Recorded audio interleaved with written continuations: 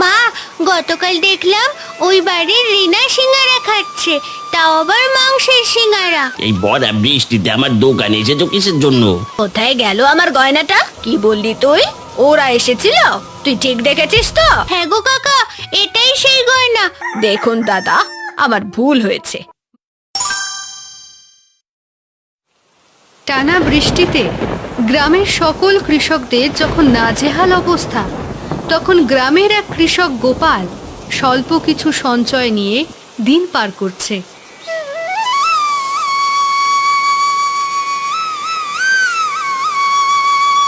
মা, গতকাল দেখলাম ওই বাড়ির রিনা সিঙ্গারা খাচ্ছে, তাও আবার মাংসের সিঙ্গারা। তাতে কি হয়েছে মা? ওদের আছে তাই খাচ্ছে, আমাদের নেই তাই খেতে পারছি না। আমাদের কেন নেই মা? আমারও তো খেতে ইচ্ছে করছে, তুমি বাবাকে বলো না।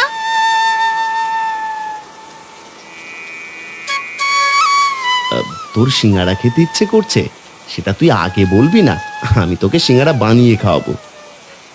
তুমি পাগল হয়ে গেছো? ঘরে চাল ডাল নেই, ওদিকে তুমি সিঙ্গারা বানাচ্ছ? আমার মেয়ে সিঙ্গারা খেতে চেয়েছে আর আমি খাওয়াবো না? আমি এক্ষুনি যাচ্ছি ময়দা আনতে। এই বলে গোপাল বৃষ্টির মধ্যেই বেরিয়ে যায়। তোর বাবা ঠিক হলো না। যাই হোক, মাংসের সিঙ্গারা তো বানাতে পারবো না, কচু পাতার সিঙ্গারা বানাই। কচু পাতার সিঙ্গারা? সেটা আবার কিভাবে? সেটা পরেই দেখতে পাবি। চল কিছু কচু পাতা নিয়ে আসি। পূজা ও সাবিত্রী একটা ছাতা নিয়ে বেরিয়ে যায়। মা, আমি তো জীবনে কোনোদিন কচু পাতার সিঙ্গারার কথা শুনিনি। শুনবি কিভাবে রে? আগে আমরা কত খেয়েছি, এখন তো কেউ খায় না। এই সিঙ্গারা কি খুব মজার হয়? মাংসের সিঙ্গারার থেকেও বেশি? হ্যাঁ রে হ্যাঁ, তুই একটা বার খেয়ে দেখ, তারপরেই বলবি। তাহলে তো খুব মজা হলো। এখন থেকে ঘন ঘন সিঙ্গারা খেতে পারবো, আর চিন্তা করতে হবে না।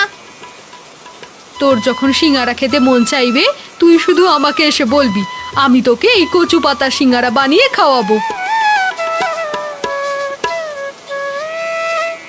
অন্যদিকে সিঙ্গারা বানানোর জিনিসপত্র কেনার জন্য গোপাল মুদির দোকানে উপস্থিত হয়। কি গোপাল দাদা, এই ভরা বৃষ্টিতে আমার দোকানে এসেছো কিসের জন্য?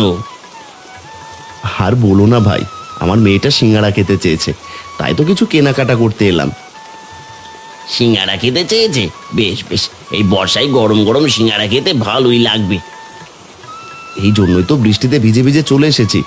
দাও দেখি, আমাকে 1 কেজি ময়দা দাও। বেশ, সে না হয় বুঝলাম, কিন্তু তোমার কাছে পয়সা আছে তো? আহা, এমন করছিস কেন? জানিস তো এই বর্ষায় সবার অবস্থাই কত খারাপ। হবে না গো, হবে না। এখন তুমি বলো কি করবে? তুমি তাহলে দাও, আমি 2 দিন পরে দিয়ে দেবো। এই 2 দিনের কথা বলে এত কিছু নিচ্ছ, মনে থাকে যেন 2 দিন পরে কিন্তু টাকা আবার দিয়ে দিতে হবে আমাকে। থাকবে গো থাকবে, তুমি দাও।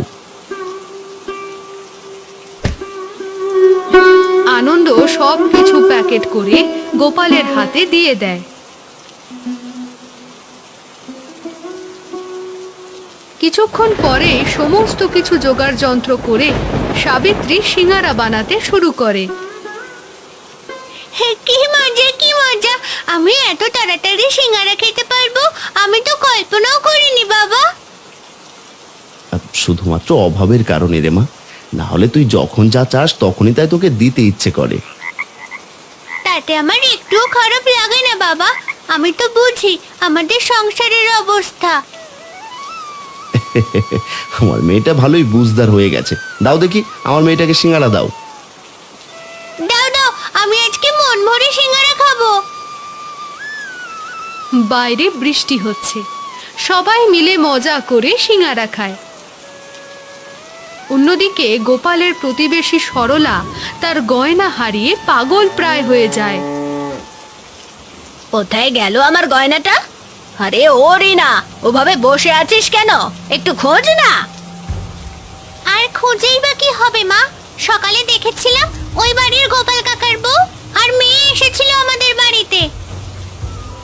বললি তুই? ওরা এসেছিল? তুই ঠিক দেখেছিস তো? আমি যদি না দেখি তাহলে বললাম কিভাবে? আন্দাজে বলেছে নাকি? আমি দেখেছি বলেই বলছি। তাহলে আমি নিশ্চিত আমার এই গয়না ওরাই চুরি করেছে। ওরা ছাড়া কেউ চুরি করবে না। আমিও তো সেটাই বলছি। অযথা খোঁজাখুঁজি করে কোনো লাভ নেই, বরং ওদের বাড়িতেই চলে যাও। চল তাহলে, আজকে ওদের একদিন কি আমার একদিন। ওদেরকে আমি গ্রাম ছাড়া করবই করব।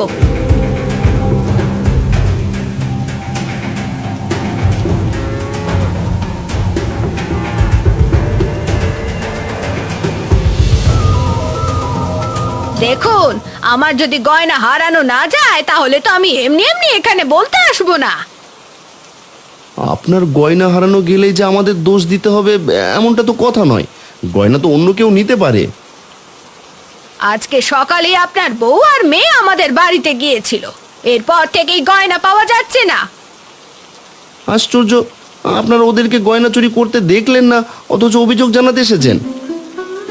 আমি জেনে শুনেই বলছি, গরিবদের কাজকর্ম সম্পর্কে আমার ভালোই ধারণা রয়েছে। বিশ্বাস করুন দিদি, আমরা চুরি করিনি। আমি কেন চুরি করতে যাব? এসব আমি কিছু শুনতে চাই না। আমি আমার গয়না ফেরত চাই, না হলে আমি সালিশ ডাকবো, এই বলে দিলাম।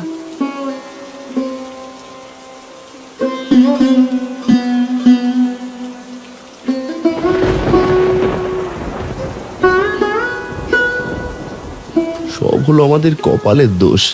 আমরা একটু ভালো থাকবো সেটা কেউ দেখতে পারে না। কেন যে আমি সিঙ্গারা খেতে চেয়েছিলাম, আর কেন যে কচু পাতা সংগ্রহ করতে ওখানে গিয়েছিলাম কে জানে। একজনের উঠানে গেলেই যে চুরি করতে হবে এমনটা কোথায় লেখা আছে রে? আমরা গরিব বলে আমাদের উপরে চাপিয়ে দিচ্ছে। ওপরে একজন আছে, এই অন্যায় সে কোনোভাবেই সহ্য করবে না।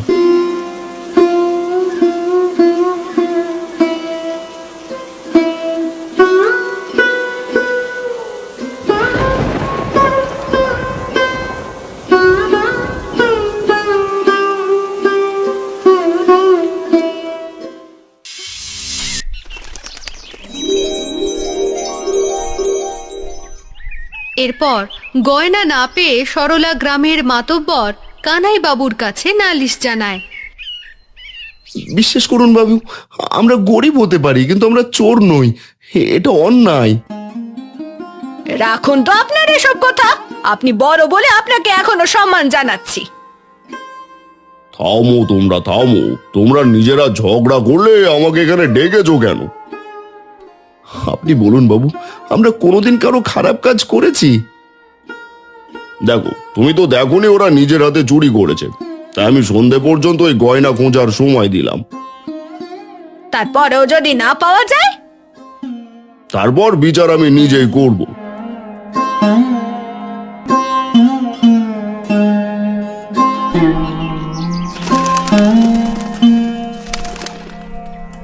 পূজা একা একা কচু পাতার পাশে কাদামাটির মধ্যে খোঁজাখুঁজি করছে। কিভাবে যে খুঁজে পাই? নিশ্চয়ই এদিক সেদিক পড়ে আছে, আর এখন আমাদের দোষ দিচ্ছে। কি রে পূজা, ওভাবে কি খোঁজাখুঁজি করছিস রে? এই বাড়ির কাকিমার গয়না হারিয়ে গেছে, সেটাই খোঁজাখুঁজি করছি। এমন কাদা মাটির মধ্যে গয়না কোথায় খুঁজে পাবি? যদি না পাই তাহলে তো আমরা চোর হয়ে যাব, তাই খুঁজি, আমাকে বের করতেই হবে। একটা চকচকে জিনিস আনন্দের চোখে পড়ে। পূজা, ওইটাই কি সেই গয়না নাকি?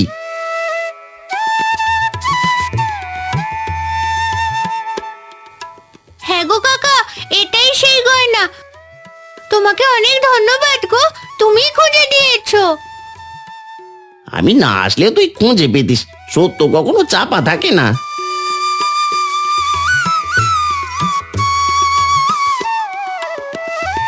গয়না পাওয়ার পর গোপালের পরিবার সবাই মিলে সরলার বাড়িতে গিয়ে তাকে গয়না ফেরত দেয়।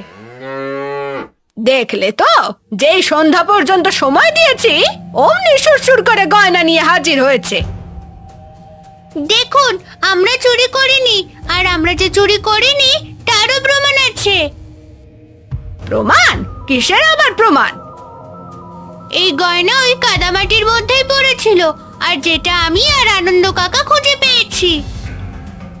এমনও তো হতে পারে তোরা নিজেরাই আবার ওখানে রেখে দিয়েছিস। দোহাই তোমার কাকিমা, নিজের গয়না ফেরত পেয়েছে তো, এখন আর আমাদেরকে দোষারোপ করো না।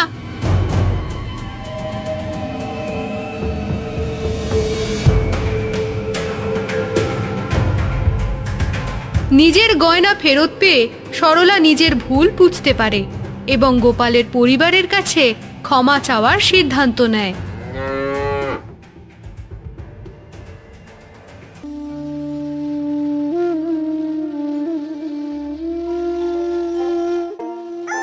দেখুন দাদা, আমার ভুল হয়েছে।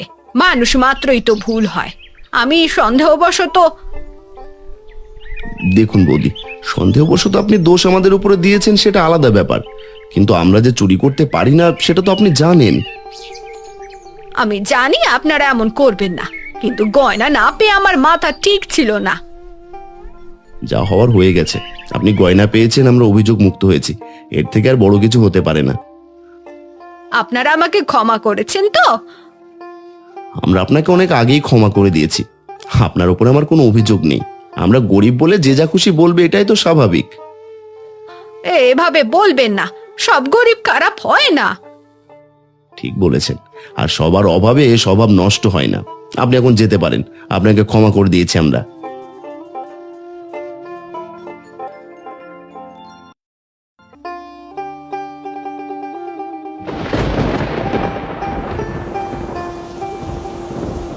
এরপর অভিযোগ মুক্ত হয়ে গোপালের পরিবার আবারও বৃষ্টিতে গরম গরম কচু পাতার সিঙ্গারা খাওয়ায় মনোযোগ দেয়।